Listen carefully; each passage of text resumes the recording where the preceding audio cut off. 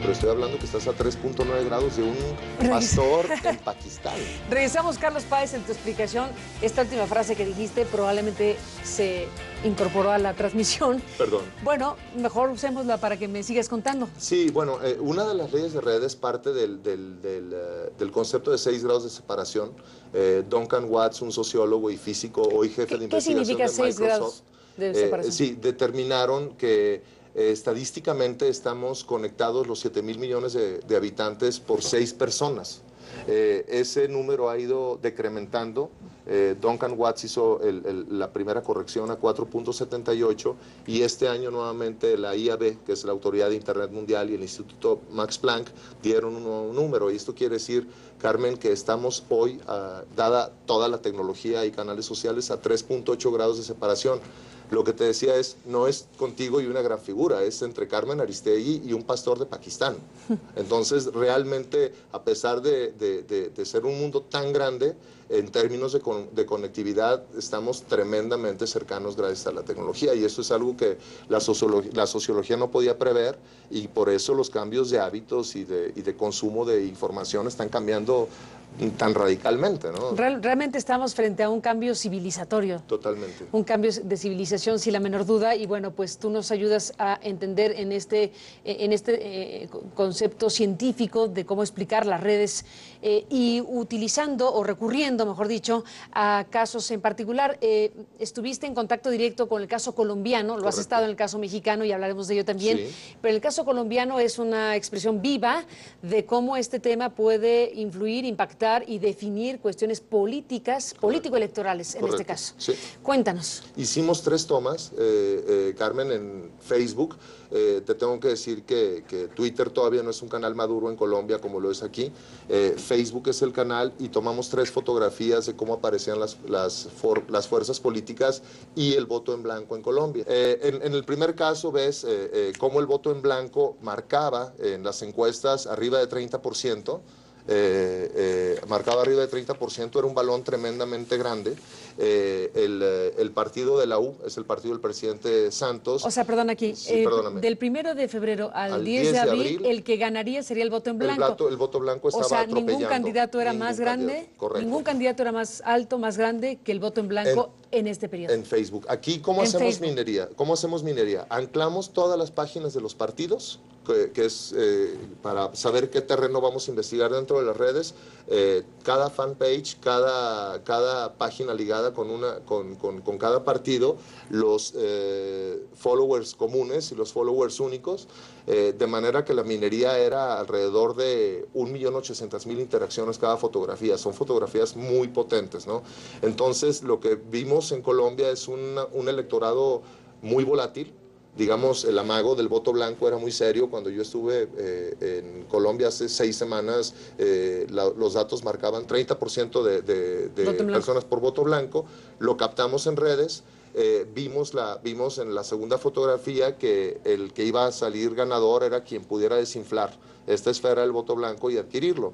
Y como vemos en la segunda fotografía, apropiarse del voto en blanco y convertirlo en voto para... voto para un partido. Entonces no era voto blanco, eran votantes indecisos que estaban tratando de poner, digamos, un poco en jaque a las formaciones para decir vamos a votar blanco, pero finalmente todos migraron. Y en la segunda fotografía vemos cómo empezó a inflarse la figura del candidato del partido que hizo el expresidente Uribe.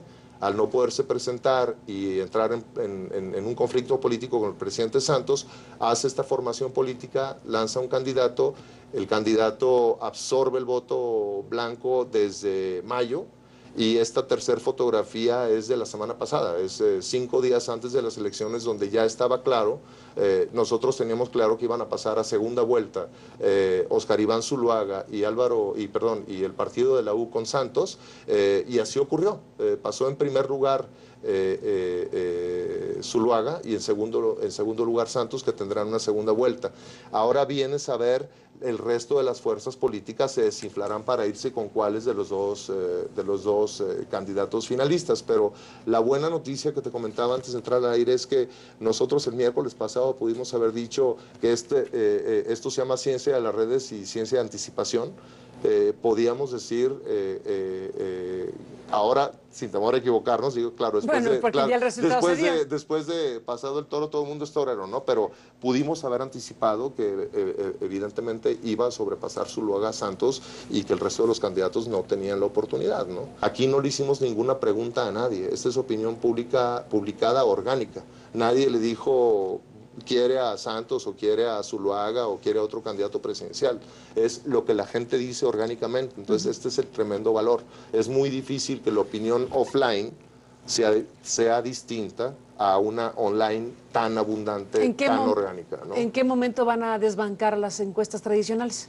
Yo creo que pronto, yo creo que ya hay un algoritmo que probamos en la elección del año pasado en Alemania, Carmen, todavía no está terminado de afinar, pero tuvimos mucha precisión con el primer experimento, que fue verificar cuántas visitas, por ejemplo, había de alemanes a cada candidato en sus páginas de Wikipedia, para comprender qué tanto tiempo invertían en comprender a candidatos a sus páginas. Entonces hicimos un algoritmo que mezclaba 4 o 5 canales sociales y nos falló por 1/10 con Angela Merkel, cuando las encuestas offline decían que estaba casi empatado con el SPD, una segunda fuerza, y nuestro estudio nos dijo 4 días antes que Merkel iba a ganar como ganó.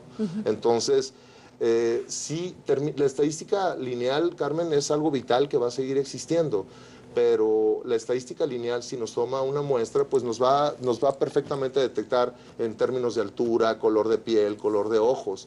Pero cuando entras a temas más complejos, como por quién vas a votar, qué tan feliz eres, cómo calificas la educación pública o cómo calificas el transporte público, pues, Carmen, en México los padres de familia califican nuestra educación pública con 8. Pero evidentemente eso es un falso positivo estadístico, porque hay muchas más variables que tienen que ver con hasta dónde estudiaste, si te estás comparando con una guardería o con el MIT, ¿no? Entonces eso no alcanza a entrar la estadística porque no se pueden mezclar peras con manzanas. En esta nueva forma de estadística lo podemos hacer.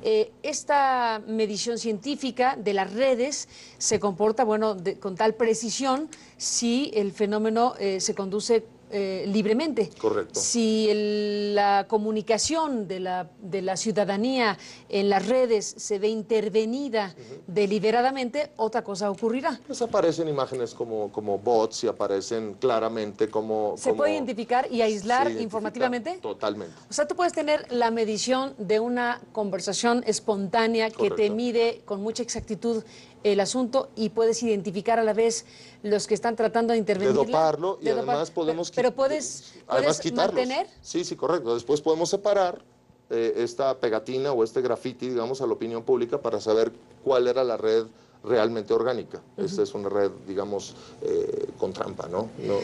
¿Y no impacta esa pegatina, eso impuesto en las redes, en el propio comportamiento de las redes? Claro, porque genera la sensación de que la red está opinando a favor de un fenómeno. La pregunta es si esa intrusión a las redes afecta o no el comportamiento de las propias redes. Sin duda. De alguna otra manera. Que te hace trending topics dopados, da una sensación a los que están en contra o a los que quieren discutir de que tienen perdida la discusión. Entonces sí crea un fenómeno psicológico en el que sí hay una afectación.